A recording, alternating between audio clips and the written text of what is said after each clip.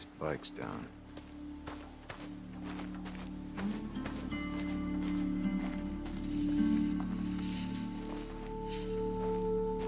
All right, Two Dog, where the hell are you?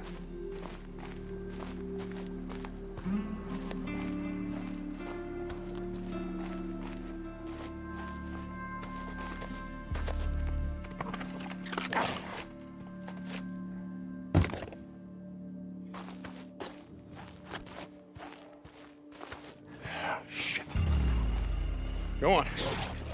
Get out of here. Get out.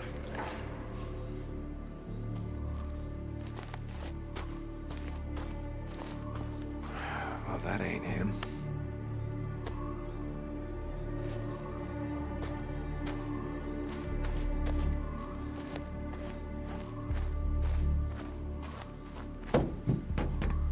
Let's see. Yep. I could use that.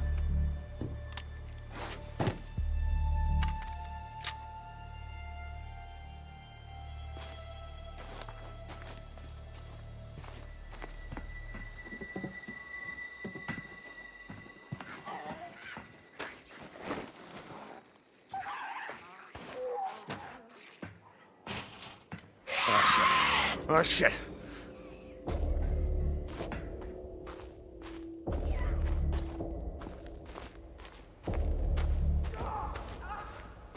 Two Dog.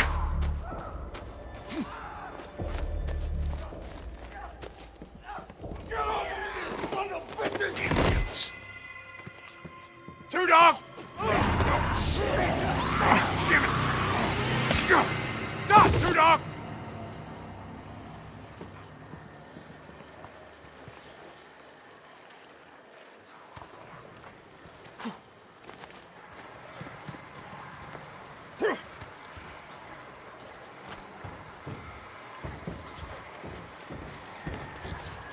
Look around, brother!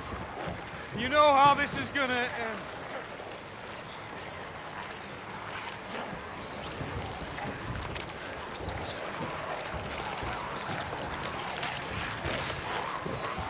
Where you at?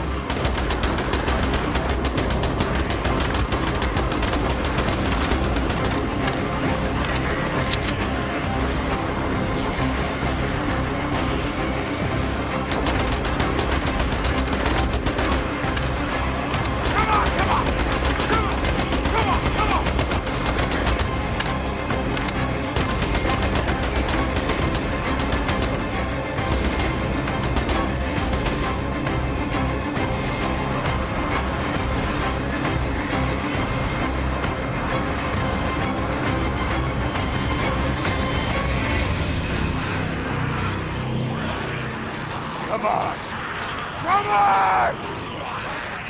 Asked me once if I remembered how it all went down. As if it happened so long ago that anyone could forget.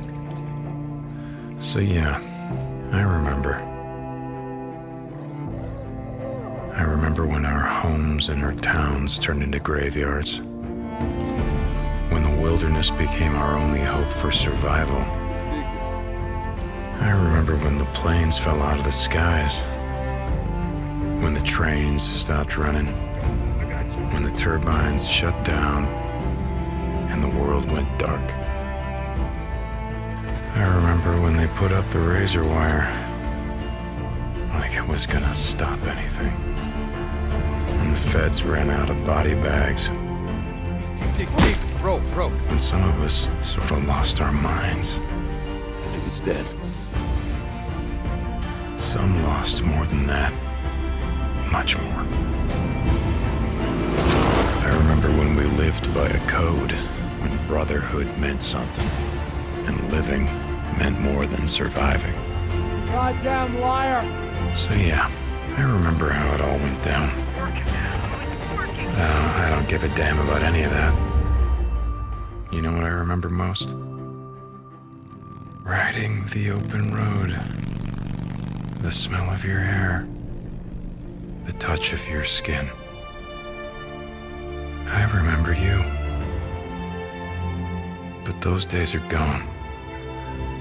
Now I'm a drifter, a bounty hunter, a mercenary. And for me, the broken road is all that's left.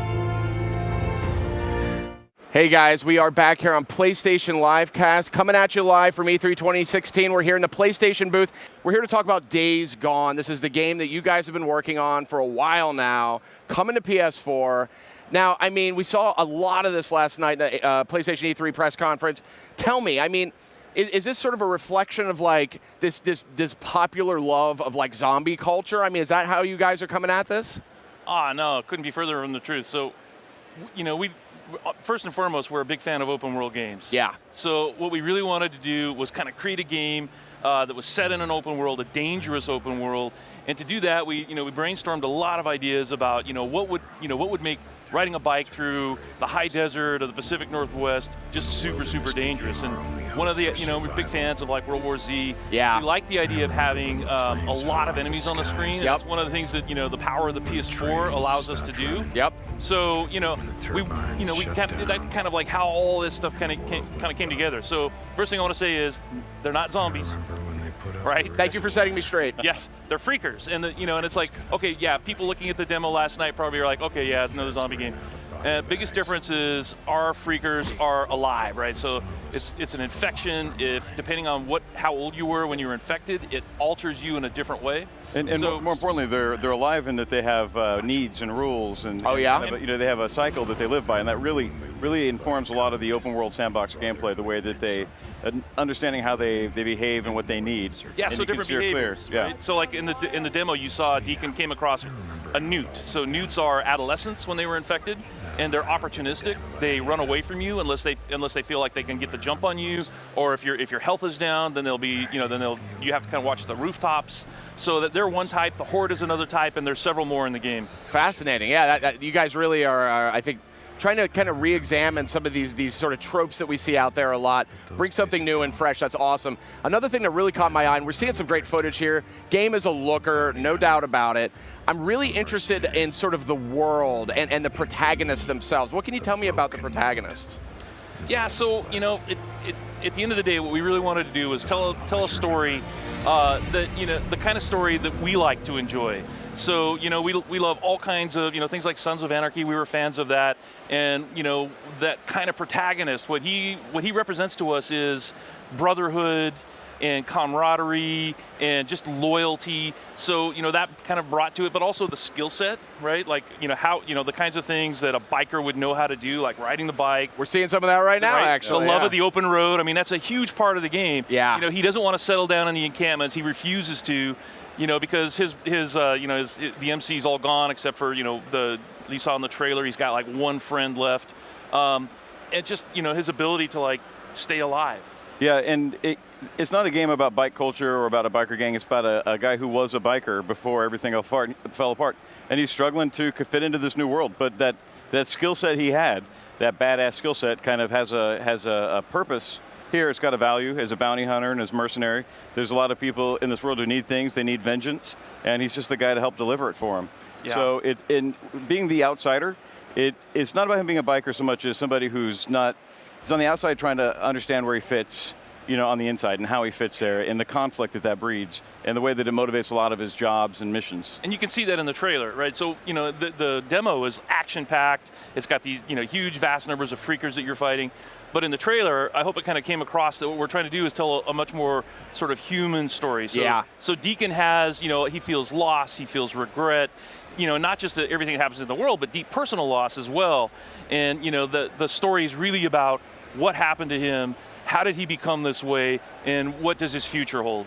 So tell me a little bit about the environment that we're exploring. I mean, the game is set in the Pacific Northwest, if I'm not mistaken. Where you guys are from, Yeah, so Bend, Oregon. And our fictional town is Farewell, Oregon, and the original name for Bend was, in like 1900, was Farewell Bend, because that's where the Oregon Trail kind of split. Oh, interesting. Yeah, so, but when you think of Pacific Northwest, you think of Seattle, rain, forests, and what most people don't know is that 80% of Oregon is actually high desert. I did not know that. It's on the other side of the Cascade Range, and same thing with Washington, Northern California. It's all very, very harsh environment because we're high elevation and a lot of different kinds of environments. Everything you saw in the trailer is real. You can ride your bike through those areas, you can explore, you have dense forests, you have desert areas, you have lava tube caves, all created by sort of volcanic activity over the last million years. Yeah, it's not all hipsters and exotic donuts.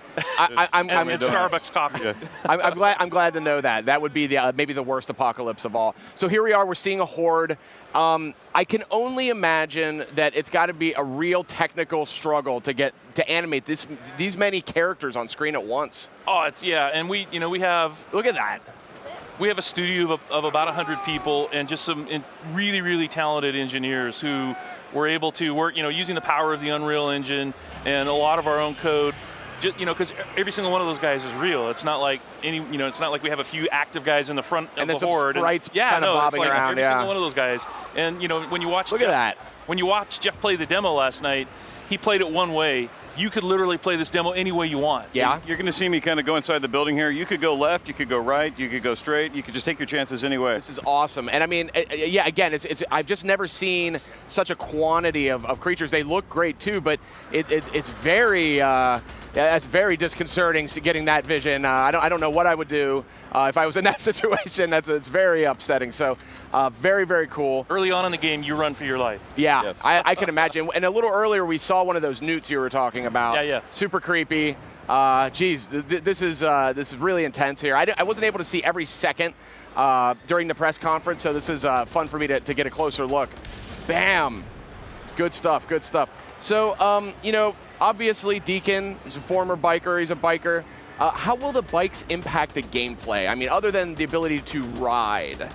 It's an important character and tool for the player. It's his bike. He doesn't have throwaway bikes.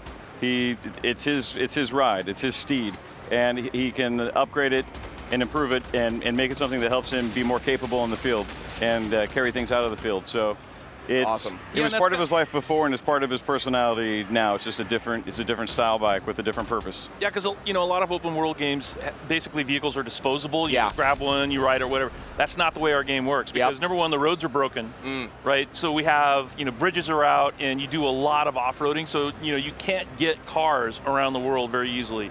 So there are other vehicles in the game. But like Jeff was saying, it's like the bike is almost like another character. And like the trusty steed. Yeah, exactly. Yeah. Are you going to be able to upgrade or maintain the bike in various ways, or? Yeah, we're not going into a ton of detail about that, but yeah, one of the things we really sort of wanted to do was ground the game. Yeah. So it's very realistic. We didn't want it to be kind of a chore for the player, but yeah, there's definitely some aspects of, what you would expect to, if you were thinking to yourself, what would I do in a post-apocalyptic world where everything's trying to kill me? We kind of wanted to try to deliver on that. That's awesome. So we're still seeing this horde, and this is really an awesome set piece. And you were talking a little bit about alternate paths. I'm told that there are, there's traps, there's gadgets, there's crafting. Tell me a little bit about how that factors in here to Days Gone? Well, so, Deacon, he's kind of an everyman, and what do we like? We like to duct tape stuff together and feel like heroes, right? Yeah. We like to solve problems with duct tape. And It started with MacGyver. Ripley and Aliens, I think. Yeah. Yeah. So he's a MacGyver in this world, and he really kind of has to. There's what he knows, and then what he can learn, and the ability to kind of make things out of what's around the world. The ability to turn an airbag into a bomb and combine disposed electronics as proximity mines. Are all tools he learns just to kind of stitch these things together really quick and use them as tools against the Horde and against other enemies. And down in the theater demo today, there's an extended version of what you saw last night. Awesome. That has alternate paths, and it shows a lot of that. And it's what we're calling it is brutal sandbox combat, because what you can do is like Jeff was saying, it's like what the player wants to do. We try to empower that. So when you're fighting the Horde, there's just you can depending on what you bring into that encounter, you can take them on almost any way you want. That's awesome. Now, one thing I did notice, and maybe it's just me, and I'm kind of extrapolating a little bit about the freakers that you mentioned earlier. They're still technically alive, so they're not the undead. No, yeah, they are alive. They are alive. So, is this a game where headshots are necessary to take down one of these freakers? I mean, that's a classic sort of zombie trope. It looked to me like maybe that wasn't the case here, but I might be wrong. No, see, it's not about because they're living creatures. Yeah.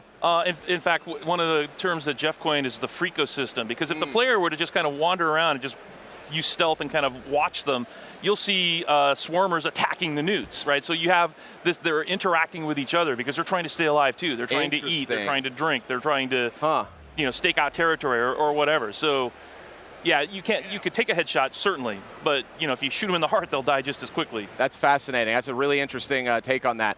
And I mean, clearly you guys have a very different vision compared to whether it's The Walking Dead or something like that. But I'm curious, zombie culture is really big. I'm curious what it is about themes like some of the ones that we see here in Days Gone. What make those so appealing to so many people over such a long period of time? Oh, to me, I think it begins with just some latent fears we all have about our own future. The way that we're draining resources. I think for me personally, when Katrina hit, I realized, oh man, we're all alone out there. Yeah. Like when shit goes down, we got a government infrastructure, but it's probably not for us. It's probably for some people, and so I personally trace kind of the outbreak of the zombie genre kind of to that era, and I think nobody can put their finger on it, but it's just, I think we all realize we're alone, and we have to learn how to make do for ourselves and look out for ourselves and our friends and our families, because nobody else is going to do it. And that's how Deacon and the few survivors survived, is they didn't wait for the government to come rescue them. They did it themselves. And everybody else who went to government checkpoints, they probably died. Yeah. And it wasn't a smart move. And I think the most powerful experiences, whether it's film or games, is all about conflict, and there's nothing more hazardous and dangerous in a world that's literally filled with things that want to kill you. And so I think that kind of builds drama into any situation. Yeah, if you're facing that. Yeah, I would never want to face that. That is terrifying. And again, it's such a fresh array of features that you guys are bringing to some concepts that we've seen before, but now we're seeing them from a very different perspective. Really excited about Days Gone. I know you guys are still deep in development on this one. Are you flirting with a release time frame at all? Do you have any idea when this game's coming out? Yeah, we have some vague, we're not talking about that right now, but one of the things that we really love about being part of Sony is that they really want the game to be awesome. So like we said, we've been working on this game for over 3 years, and it just allows us time to develop every part of it, the character and the and the world and the setting, and it's just been really awesome to have the time to make the best game we can. Guys, I appreciate it so much. Thank you for coming by PlayStation Livecast. Really, game's looking fantastic. Thanks for having us, man. Yeah, absolutely one of my standouts of the show.